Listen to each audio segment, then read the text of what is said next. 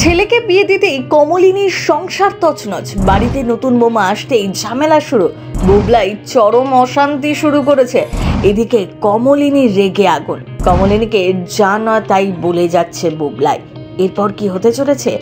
বউয়ের প্ররোচনাতে কান দিয়েই সংসারে তছনছ করছে বুবলাই।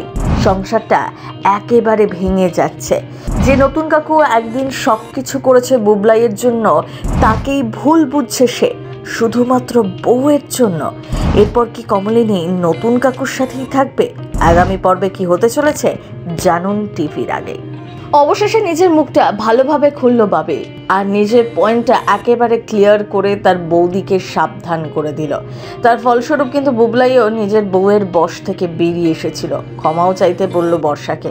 তবে শুধু বাবিল নয়, পিসি এমনকি ঠাম্মিও উপযুক্ত জবাব দিল বর্ষাকে। আর সত্যি বলতে কি, এরকম ওষুধ দেওয়ার দরকার আছে ওই মেয়েকে, তাহলে একমাত্র শুধরাবে বর্ষা।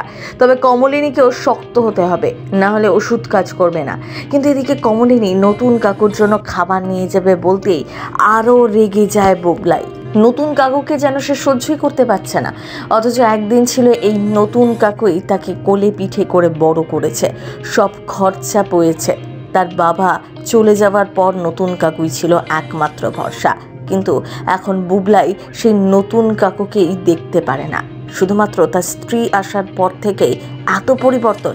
ওদিকে বৌঠান কিন্তু খাবার নিয়ে অবশেষে চলেই যায় নতুন ঠাকুরপোর কাছে।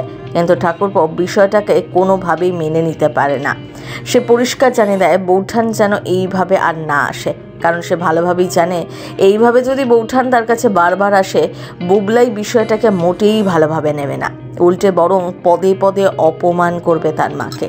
কারণ বর্ষা এইসব বুদ্ধি বুবলাইয়ের কানে ঢোকাচ্ছে। বর্ষা শিখিয়ে দিয়েছে বুবলাইকে। তার মনে সন্দেহর বীজ কিন্তু বর্ষাই ঢুকিয়েছে। আর সত্যি বলতে কি, এখান থেকেই বোঝা যায় যে নতুন ঠাকুরপো ঠিক কতটা ভদ্র। কারণ সে যদি ভদ্রলোক নাই হতো, তাহলে এই সুযোগকে কখনোই হাতছাড়া করতো না। দর্শকরা ভেবেছিলেন এবার হয়তো নতুন কাকু আর কমলিনীর নতুন সংসার গড়ে উঠবে, তারা একসাথে থাকা শুরু করবে। কিন্তু তা এখনই হচ্ছে না। তারা তো সিরিয়ালে অনেকটা গল্পই এগিয়ে যাবে।